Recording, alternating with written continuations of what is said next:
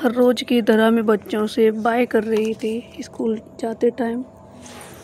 उसी टाइम मेरे घर से कॉल आया कि आपकी मौसी की तबीयत ख़राब है, आगरा एडमिट है। तो मैं आगरा निकलने के लिए नहाने गई। नहा के तैयार होने के लिए मुझे कुछ समझ में नहीं आ रहा था कुछ भी कि कहाँ सामान क्या रखा है। ऐसे में बहुत टेंशन में दिमाग हो गया था कि क्या करें क्या नहीं करें। उसके बाद मैंने अपने लड्डू गोपाल को नहलाया, उन्हें पालना चलाया, प्रार्थना की मेरी मौसी जी जल्दी से ठीक हो जाएं। मैंने दूध पिला के उन्हें भोग लगाया मिश्री का। उसके बाद मैंने प्रार्थना की कि बच्चों को संभालना, मैं आपके भरोसे जा रही हूँ। नीचे मुझे मिला डॉगी, रोटी के टुकड़े डाले। फिर मैं रेडी हो गई आगरा जाने के लिए, तैयार हो गई। आप लोग भी प्रार्थना करो मेरी मौसी जल्दी से ठीक हो जाए। मुझे जाना है पैदल, तो मैं पैदल ही निकल गई क्योंकि मेरे पास कोई है नहीं हेल्प करने वाला। तो जहाँ तक ऑटो नहीं मिलता मुझे ऐसे जाना है। यहाँ मेरा गांव है, तो बहू में आके तो मुझे थोड़ा घूंघट करना पड़ता है। घूंघट में कुछ दिख नहीं रहा। उसके बाद मुझे मिले ये हरे भरे खेत। ये है मेरे गांव में, तो कितने सुंदर नज़ारा है मेरे गांव का। मुझे कच्चे रास्ते तक चलना है जब तक रोड नहीं आती। ऑटो मिलने के बाद तभी मैं आगे तक जाऊंगी। इतना तो पैदल चलना पड़ता है मेरे गांव में, काफ़ी दूर है, आधा किलोमीटर पैदल चलना पड़ता है। उसी टाइम भोले बाबा का मंदिर मिला। मैंने प्रार्थना की जल्दी से गाड़ी मिल जाए। इधर प्रधान जी की गाड़ी मिल गई मुझे, मेरे बरनाल के ब्लॉक प्रमुख प्रधान जी हैं ये, उनकी गाड़ी मिल गई। उन्हीं गाड़ी में बैठ गए, मैं आगे का सफ़र तय करने लगी। उसी टाइम आधे रास्ते पहुंच गए। मुझे याद आया कि मुझे आगरा के लिए ऑटो से जाना है।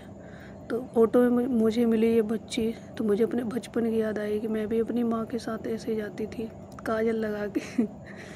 सबको अपना बचपन याद आता है, जब छोटे बच्चे देखते हैं तो मुझे भी आता है। काश ये गाड़ी मेरे पास होती तो आज मुझे पैदल नहीं चलना पड़ता।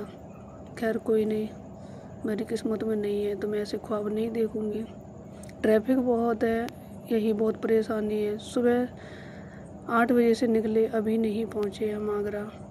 उसके बाद मैं बैठ गई रोडवेज में। रोडवेज में भी वही प्रॉब्लम ट्रैफिक की। इतना ट्रैफिक आगरा में, कुछ मिले चाहे ना मिले लेकिन ट्रैफिक ज़रूर मिलता है। पूरे रास्ते ट्रैफिक ही ट्रैफिक मिला। आप लोकेशन से जान रहे होंगे। ये आगरा के लिए मैं रोडवेज से जाने लगी। उसी टाइम मुझे ये टूडला वाला वैष्णो देवी मंदिर मिला। मुझे बहुत खुशी हुई। पास से नहीं, दूर से ही दर्शन कर लिए मैंने। मैं जा रही हूँ आगे, देखते हैं क्या होता है। फाइनली मैं आगरा रामबाग उतर गई। वहाँ पे लोग बहुत खड़े थे, अपने अपने सामान पकड़े हुए थे सब। उसके बाद में एक माताजी से मैंने पूछा यहाँ सर्वोदय हॉस्पिटल कहाँ है, तो बोली मेरी बात करा दो। महिलाएं भी रिक्शा चलाती मैंने पहली बार देखा है। पेट मजूरी तो हर किसी को करनी पड़ती है। खैर मुझे जाना है हॉस्पिटल, तो मैं आगे बैठी रिक्शा में। आगे जाकर जमुना जी पड़ी। जमुना जी अभी तो उतर गई, ज़्यादा पानी नहीं है। आगरा में पहुंच गई। आगरा पहुंचने के बाद वहाँ मैंने पता किया हॉस्पिटल कहाँ है। मुझे तो नहीं पता था क्योंकि मैं तो फर्स्ट बार आई हूँ आगरा। फाइनली मुझे मेरा भाई मिल गया था, मौसी का लड़का। मैं हॉस्पिटल में एंट्री हो गई थी। मेरी मम्मी जी सब लोग इंतज़ार कर रहे हैं। ये मेरी मम्मी बैठी है सामने। सब लोग गुस्सा हो रहे, कितनी देर से कहाँ थी आप, इतना टाइम लग गया। सबने पैर छुए, मेरे से आशीर्वाद लिया। ये मेरे भाभी है, मौसी के लड़के की बहू। ये बैठे हैं, उनकी वाइफ है। ये मेरी मम्मी है, थोड़ा मुझे डांटेंगी, उनकी आदत है।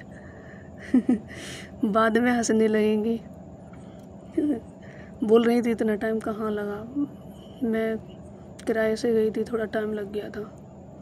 अब वो खुशी से पैर छूएंगे कि मैं पैर छूना भूल गई।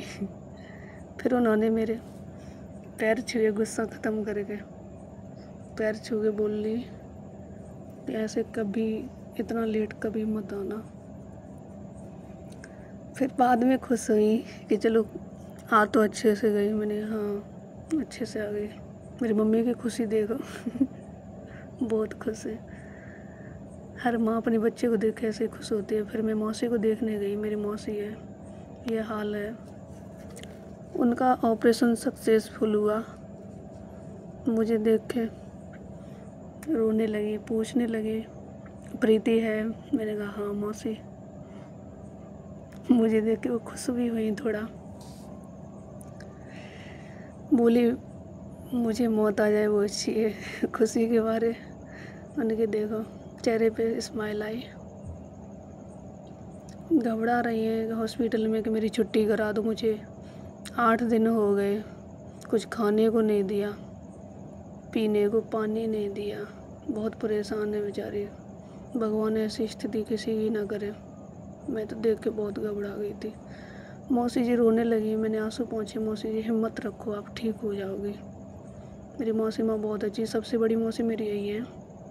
ये है मेरी मौसी जी। आप प्रार्थना करो कि मेरी मौसी जी जल्दी से ठीक हो जाए।